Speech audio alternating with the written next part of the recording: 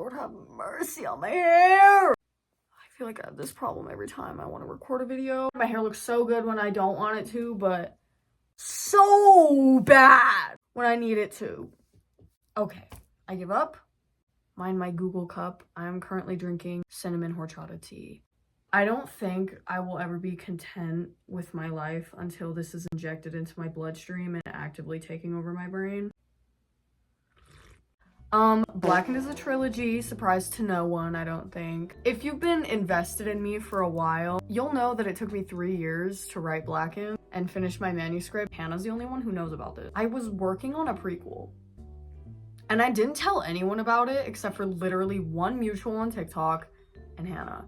And I'll get into the last book, but this prequel that I've been working on is called Bloodless Son. So Bloodless Son is a triple perspective following Ren, Esmeralda, and Daniel's mother, Lotus. It takes place in 1590, which is 2 years before the happenings of Blackened. And so far, I've planned out 13 chapters. Bloodless Son came into existence because about halfway through writing Blackened, maybe less, I realized, oh my god, there's a lot of backstory material here that I'm not gonna be able to add into the main book because it's just too much. It was the sort of material that would have to occur on page for it to be like cohesive, because who the fuck just sits down and is like, let me tell you my life story. And since Blackened is a first-person narrative in which the main character starts off completely oblivious to these things, it just wouldn't work.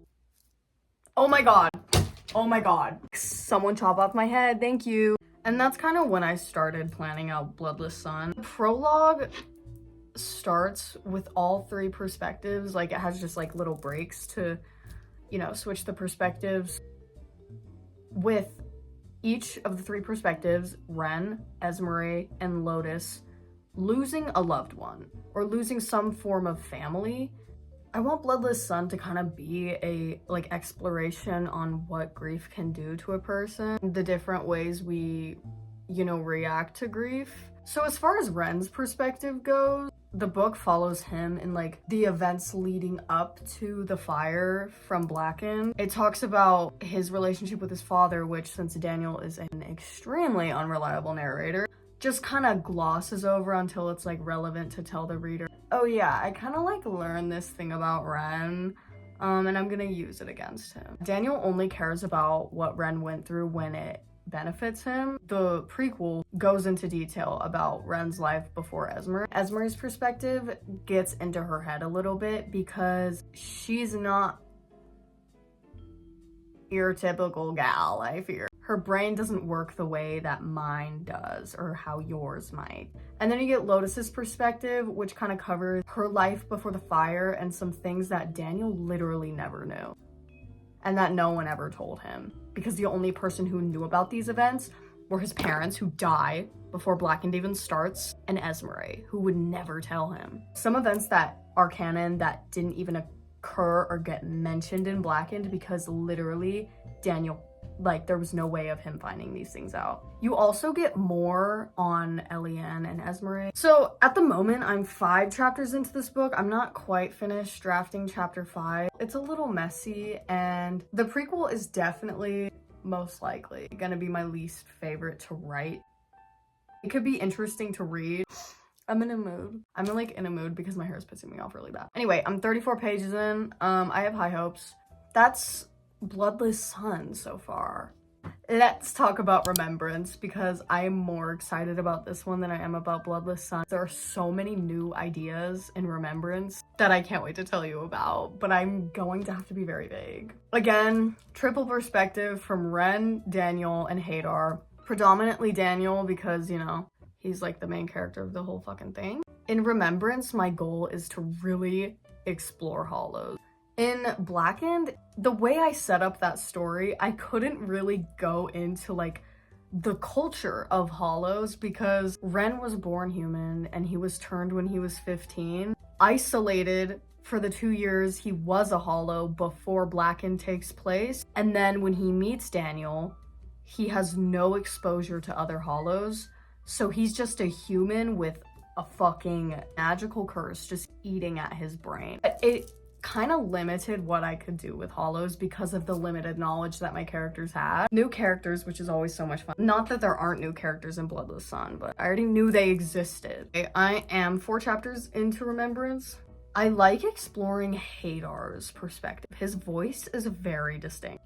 He's very simple. He's very vague. He kind of reminds me of Castiel from Supernatural. I know I talk about Supernatural a lot. It's not that I think that show is a masterpiece. I actually do. I think Supernatural's a masterpiece. I'm tired of hiding my truth. Back to Hadar's whole perspective. Hadar comes from a family of hollows. He was born into it, and they have like tradition, and they have like values, and there are certain things that hollows do. For example, there's an ability that hollows have to latch on to someone's like stream of consciousness and like send like these sort of whispers that make, why am I talking about my hand so much? Send these sort of like whispers that influence them. I wouldn't necessarily call it mind control because it's not really like they are out of control, but like these whispers like drive them crazy, and they're like, anything is better than not giving in to what the whispers are telling me to do. And through Blackened, Daniel just refers to the whispers as the whispers. That's it. He has no other name for them. He just calls them the whispers. And it's literally revealed 4 chapters into Remembrance what the whispers are called on like among hollows. There's like a scene with like a hair. Like not like hair, like hair. And he's speaking to Hadar's mother, and he's like, you sent it the whispers. That's what you were just doing just now. And she was like, we call it psalming, but yes.